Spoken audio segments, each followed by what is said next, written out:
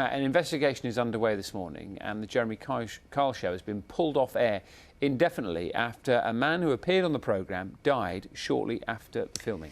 ITV has said everyone at the show was shocked and saddened by the news. Let's try and get some insight into how the work that goes on behind the scenes with television guests and contestants on shows like that. We're joined by Honey Langcaster-James, a psychotherapist who's worked on TV programmes including Celebrity Big Brother and Love Island. Good morning. Thanks so much for coming to see us, Honey. Just give us an idea of the job you do and what kind of issues you're dealing with. Well, I'm actually primarily a psychologist, but I am a trained psychotherapist as well. And my job is I run a small company called On-Set Welfare, and we effectively provide welfare services to TV and film productions. And so what that involves often is a kind of pre-screening process. During filming, there'll be a support role often, and then following filming, there'll be an aftercare provision as well. And we work on a kind of sort of show-by-show basis, if you like. I've worked on a number of big reality shows and other smaller productions as well over the years. I haven't worked on the Jeremy Kyle show. I was approached by the production team a number of years ago, and it was a show that I personally didn't feel particularly comfortable working on or supporting, just because of the genre of that show. So in terms of duty of care, do you feel that TV stations and channels, they take this very seriously now, do they? Yes, I mean, I've been working in this field about 15 or 16 years now, and I've seen a real improvement over the years in terms of how seriously this is taken. And certainly all of the producers that I've ever worked with have been very well-meaning and have had great intent to safeguard the welfare of their contributors. I think there are improvements that can be made, and one of the difficulties comes from the fact that producers, although they want to help, they don't always understand how psychological services work, what the difference is, for example, between a psychologist, a psychotherapist, a counsellor, a psychiatrist. And so for people who perhaps don't have that training, they don't always know how to assess whether who they're employing to provide that care is actually providing quality care. Let's talk a little bit about aftercare, because it's one thing, isn't it, looking after someone when they're going to go on a show and all the rest of it, and perhaps just afterwards. But in the world that we live in with the kind of social media, etc., things can go viral, for example, can't they? Yes. So do you think there needs to, or is there a sort of change now to actually make sure people are looked after, not just during the sort of initial process, but also afterwards?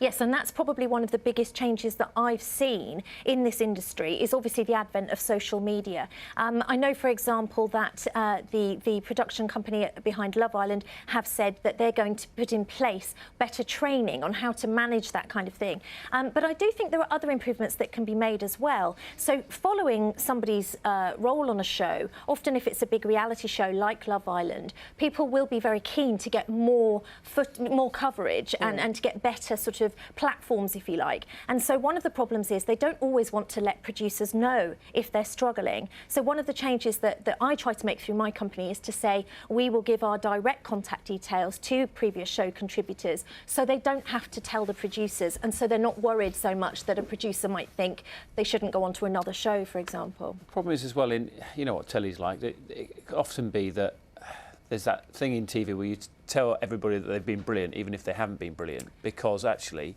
sometimes, even if it's to the detriment of the contributor, it can still make good television. Is that one of the reasons why you didn't want to work on a programme like Jeremy Kyle? No, I think my concerns about the Jeremy Kyle show is that it's quite a different... I think one thing to say is that everybody seems to think that the same care is needed across the board in TV, but actually it depends very much on what you're going to go through as a contributor.